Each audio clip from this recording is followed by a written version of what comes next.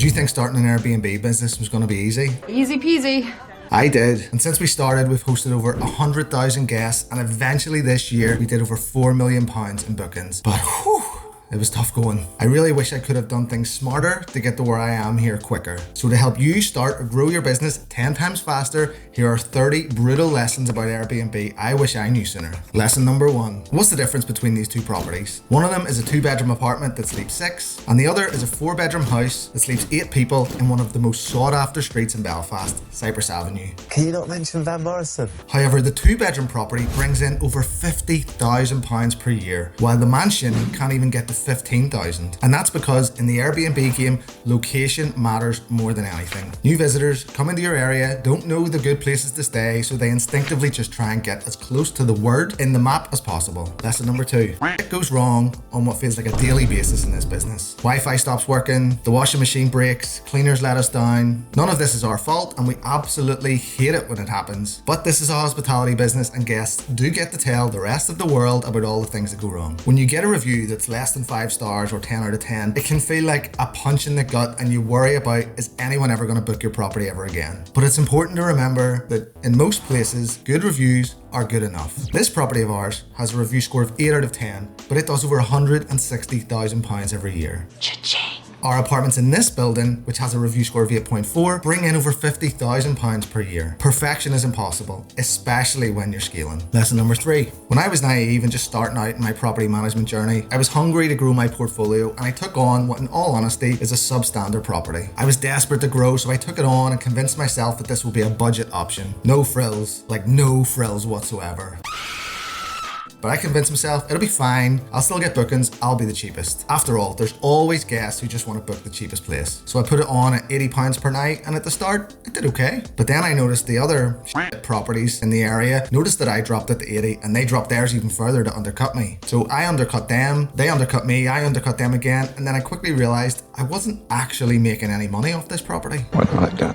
And so the lesson here is never try to be the cheapest, because there will always be properties cheaper than yours. As well as that, the guests who book these places are among the worst ones out there. Never try and be the cheapest, always try to be the best. Lesson number 4. If you do co-hosting or property management services like I do, then you're going to have to deal with property owner clients. Most of them are lovely, some of them not so much. You work your balls off every month to ensure they and you get a good return from that property. You treat their properties with so much care and attention as if they're your own little babies. But of course, all the hard work we do goes unseen by the client, and all they do see is a payout once a month. When these are good, you don't hear anything from them, but when these start to drop in periods of low demand, be prepared for some disgruntled emails or phone calls. And that's because some clients treat us like their phone or electricity provider and think that by switching providers to a cheaper management company, they'll get the same level of income but at a lower cost. It's up to us to demonstrate our value, to educate on the work that we do and why we're worth every penny. And like with any other service provider, you get what you pay for. Lesson number 5. Back in October 2021, the changeover costs for one of our 2-bedroom properties were as follows. Cleaning, £25. Linen, £22.62. Welcome pack, £8.21. Now in 2024, cleaning is 42 quid. The linen is £29.72 and the welcome pack is £12.23. That's almost a 50% increase in changeover costs. And as a business, we're not immune to this either. We used to charge 20% commission, but with everything going up around us, we had no choice but to increase it to 23. Inflation, minimum wage rises, and increased energy costs means everything is getting more expensive. Now, I lost serious amounts of sleep over having to increase that rate, but at the end of the day, if our clients wanted to maintain that same level of return and service, then we had to raise our prices. But if they're happy for a lesser service or a lower return, well then, they're welcome to go elsewhere. More on that later. Lesson number 6. I used to spend a ridiculous amount of time and money trying to get direct bookings. I paid monthly for SEO to have our website ranked number 1 on page 1 in Google. I paid for blog writers to keep that website fresh and updated. I paid a camera crew to follow me around while I showcased the best hospitality spots around Belfast, sharing it on Instagram, TikTok, and actually here on YouTube. That's what my channel existed at the start for. I had to drink so many Guinness, it was awful. And yeah, I used to get quite a lot of direct bookings, but it wasn't until I added up all the financial costs as well as all the time costs on my time that I realized chasing direct bookings is a poor return on investment. Like, yeah, I was showing up page 1 at the top of Google, but Airbnb, Booking.com and Expedia were outbidding me on Google ads for my own brand name, and they were showing up ahead of me. In the end, I realized it was costing me way more than the 15% commission that we pay to them, and they just keep the bookings rolling in. Why do people always come to my door when I'm making videos?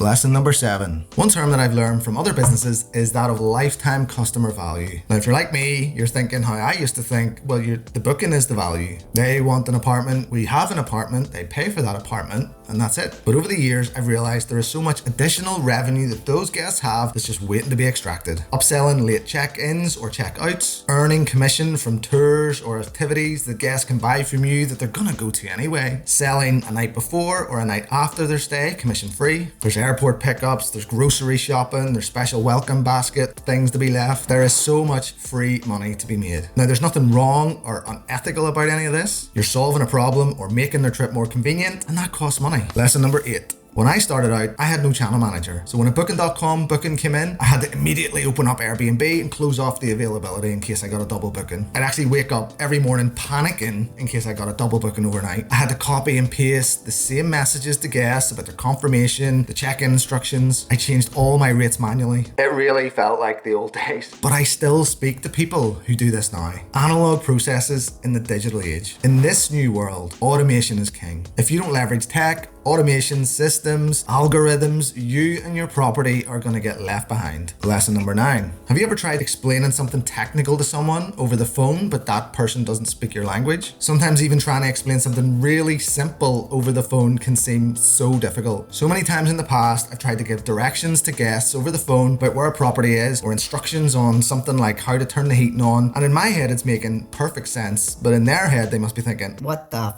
f is this guy talking about? Now, it's not their fault. They're in a new environment and don't speak the language. And even if they do speak the language, I'm panicking so much that in my Belfast accent, I'm talking so quick they can't even understand me. And then one day I realized about the power of video. A 30-second video can show so much more than a frustrating, panicked 30-minute phone call and a 1,000-word email. Lesson number 10. You can craft the clearest and most concise emails ever written. You can load up your beautifully designed welcome guide with descriptive photos and video links. You can fill your property with basic amenities that a toddler would figure out instantly, but you can never account for the 1% of stupid guests. Guests that read pull, but instead push. We've all been there. Guests that ignore your clear sign of do not turn the switch off. Guests that swear blind they've watched your video on how to do the thing, but when you get on the phone and explain it again, all of a sudden the instructions work. Lesson 11. Back when I started, the only consideration I had with my business bank account was getting one with low fees. And of course, it came with no useful features because I was focusing on the wrong thing, trying to save money instead of growing it. But now I earn over £1,000 a month because I use business savings accounts to hold my business funds in. If you're in the UK, go to moneyfactscompare.co.uk, and if you're anywhere else in the world, find your own business savings accounts. Hashtag this is not financial advice. Lesson 12. We recently had 11 Finnish families stay with us for a week for the second year in a row. They were over here for a football trip for their kids to train with a certain football club here in Belfast. Now, when one of the families checked out, our housekeeper immediately reported that the hob in one of the apartments was smashed. We let the family know that unfortunately, because of the damage, would have to keep their deposit, but they swore blind it wasn't them. Oh, really? Now, we knew it was them, obviously, because they never mentioned it during their stay, and the housekeeper immediately reported it the second she entered the property. Now, they doubled down and started accusing us of trying to scam them. They were making noise about, look, we're not going to come back here next year or ever again. Now, while I talked before about how it's poor ROI, return on investment, to try and generate direct bookings, it's an exceptionally high return on investment to keep repeat bookings happy. I paid the cost for replacing that hob because the money we would have made from getting these guests back next year and the year after that and the year after that far outweighed the cost of it. Lesson 13. This next lesson has increased our direct bookings to about 25%. It's also increased our revenue, and it's also decreased our costs. But it's not for everyone. What am I talking about? Well, one of the benefits of phoning guests whenever they make a booking is that you can explain to them how much cheaper your rates are if they book direct with you compared to the OTAs. Anywhere between 5 and 10%. Now, on expensive bookings, that can turn out to be a serious saving for those guests. And us, of course. Yes, when you convert OTA bookings to direct, everyone's a winner. Except the OTAs, of course. Lesson number 14. When I started to grow my portfolio, I started to get multiple properties in the same apartment buildings across the city. One day, someone at booking.com asked me why I had all these individual listings competing with each other for the same guests. And when I asked, well, what am I supposed to do? She said, well, you don't see hotels creating multiple different listings for each room. I decided to try it, and I have never looked back.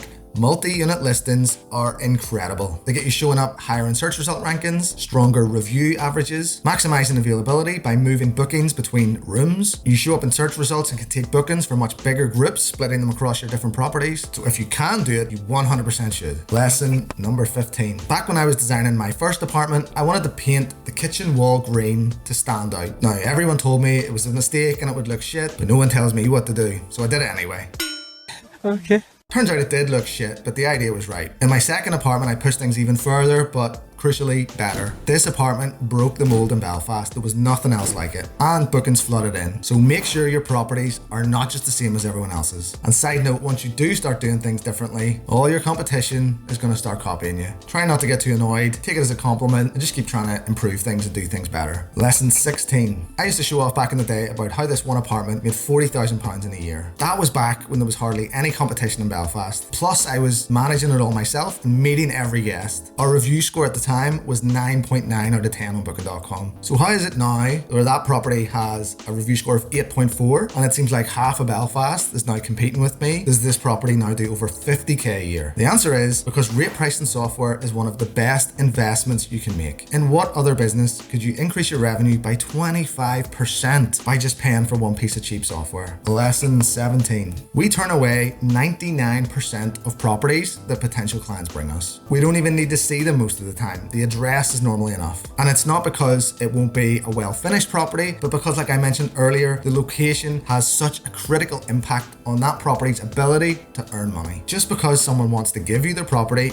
doesn't mean you have to take it. Learn to say no to properties now and avoid uncomfortable conversations 6 months down the line. Because there's nothing worse than a pissed off client who thinks you do a shit job, but in reality they just give you a property that no one wants to book. Lesson 18. We live in an amazing time where you can find freelancers all around the world who can help you grow your business. You can find people for $4 an hour to work 24 hours a day, 365 days a year. And you can be on the beach, sipping cocktails, watching those bookings roll in. And that is until your VA phones to let you know that the batteries in the TV remote need replaced, or the guests have just arrived and there's no key in the key safe. I honestly don't think it's possible to build a fully remote team. You need people on the ground, not just VAs. I've built an awesome team of people right here in Belfast, and now I have total freedom. Lesson 19. A couple of our clients have recently jumped ship to cheaper, less experienced, one-man band management companies. They're right at the start of their journey, and they're naive, but they're full of enthusiasm, willing to work every hour of the day for hardly any money. I remember being like that. Now, initially when this happened, I got a bit disappointed, but then I remembered the lesson. Don't get mad at the management companies that undercut you, because I know what's coming for them. They're giving away all their time for almost nothing to make other people money. They're trapped in a busy job. They don't have the funds to do things right, and all the stress comes upstream to them. They'll either burn out, drop their standards, or be forced to increase their price. Lesson 20. Now, to go a bit further down that road, if you're charging 20% commission on a managed property that earns 35k per year, that's 7k that you're earning over the year, or just around £580 per month. And if you're spending 10 hours per week managing that property, then you're earning less than 15 quid an hour. So what happens is you go after more and more properties to make it worthwhile, but then you run out of hours in the day. The only way to survive these growing pains is to invest as much money back into the business as you can, or else it will consume you. It's at this point that you really start to realize just how valuable your time is. For years, my business didn't make any money because every time it did, I plowed it back in to get more people, more systems, more tech, and more freedom for me. Lesson 21. Back when the Open Golf Championship came to Royal Portrush, we got a 7-night booking at £400 per night. I couldn't believe it. It was the highest nightly rate I'd ever seen. And then with no explanation, they cancelled. Transformers The Last Night was filmed here back in 2017, and we had the assistant director book one of our properties at £100 a night for 4 months. Then last minute, he changed his mind. So the lesson here is bookings are easy come, easy go. Don't get too carried away when the big ones come in, and don't get too carried away when the big ones cancel. Lesson 22. In this industry, there is so much tech out there to help you. There must be easily 15 or 20 different channel managers, which all do basically the same thing, but in slightly different ways. Do as many demos and speak to as many hosts as you can before you choose. It's really important that you pick the right channel manager from the start, because it's a balls to change once you've already got started. We changed from one back when we only had about 10 properties, and it was an absolute absolute nightmare. Bookings got lost, payments got missed. It was incredibly stressful. You have been warned. Lesson 23. If you live in a town or a city near a hospital or in a university or both, then the chances are you're going to have a lot of solo travelers coming to your area that don't have the budget for a whole apartment or even a half decent hotel room. This is a huge market, and if you can get an HMO and modify it near one of these places, then a guest house can do serious revenue. Over £160,000 every year from 7 ensuite rooms. This place is the best investment I've ever bought. Lesson 24. Once you get around the block a few times in this industry, you realise that the best bookings aren't the £299 Saturday nights or even the direct Monday to Friday bookings. It's the even longer term direct bookings from corporate travellers. We once had the CEO of Boeing Canada stay with us for 6 months paying £85 a night. That's a booking worth over £15,000, but crucially there was hardly any costs. It was all profit. So always discount and take longer stays. But remember that if you want those long-term bookings, you have to commit to it. It's impossible to even take a 3-week booking if you've already sold every Friday and Saturday night for the next 3 weeks. Lesson 25. I remember telling my dad that I was going to start using cleaners instead of cleaning the properties myself. And I just completed on my second apartment by that stage. He said I was mad and it was such a waste of money to pay someone else to do something that I could easily do myself. But I knew it was the only way that I could start to get geographically free from the business. Up until then, every single changeover had to be done by me. I was facilitating everyone else's holiday, but I couldn't get time for my own. Now from that day in 2014 up to today, and probably forevermore, housekeeping is the most difficult role to fill. No one is going to clean your property as well as you could. And if they consistently do a bad job, it can sink your business through bad reviews. It can be incredibly difficult to find trustworthy, reliable cleaners to be your eyes and ears on the ground. So when you find them, treat them well and do not let them go. Lesson 26. What's the difference between Airbnb houses and apartments? Well, houses take about double the cleaning time and cleaning cost. Houses cost more time and money to keep the front and back garden in shape. Renovating it costs about 50% more in terms of painting and flooring. Even getting the house's bins out on a weekly basis is a headache. That's why, as a general rule of thumb, apartments are easier than houses. Apartments are often in better locations too and have communal areas that are looked after by someone else. Lesson 27.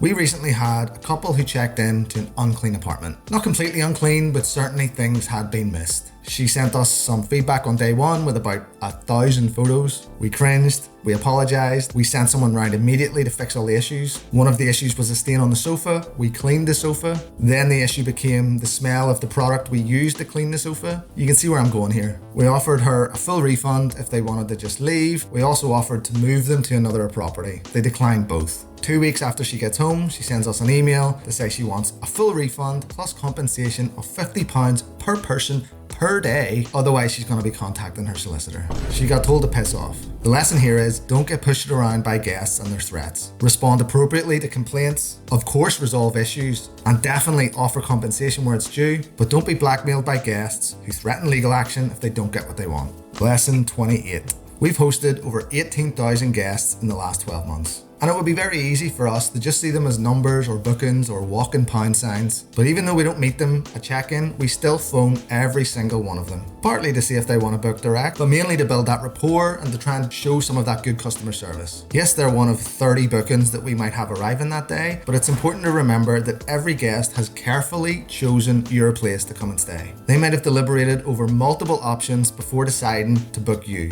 So treat them with care and respect and try and make sure that their stay is enjoyable. They are our customers after all. Lesson 29. I see this frequently among coaching clients and property clients. When bookings are few and far between, it's human nature to just throw the kitchen sink at the problem. Reduce the nightly rate, reduce the minimum stay, also increase the free cancellation period. The problem with this approach is when bookings do flood in, well, number one, you've no idea which lever made the difference. And secondly, you've now got a calendar full of really shit bookings because you made such drastic changes. So this lesson is, if you've got no bookings, pull one lever at a time. This way you'll be able to see which changes make the best impact without giving away all your profit just to fill a calendar. Lesson 30. This next lesson had the biggest impact of all in my business. Back when I was small and I had every job, dealing with guest communication, cleaning, maintenance, basically doing everything, I was stuck in the weeds of the business. Then when I started outsourcing things, I could get my head up and see a bit more. I could see things more clearly, but fires would still come to me. And even though the things I had to deal with were far less frequent,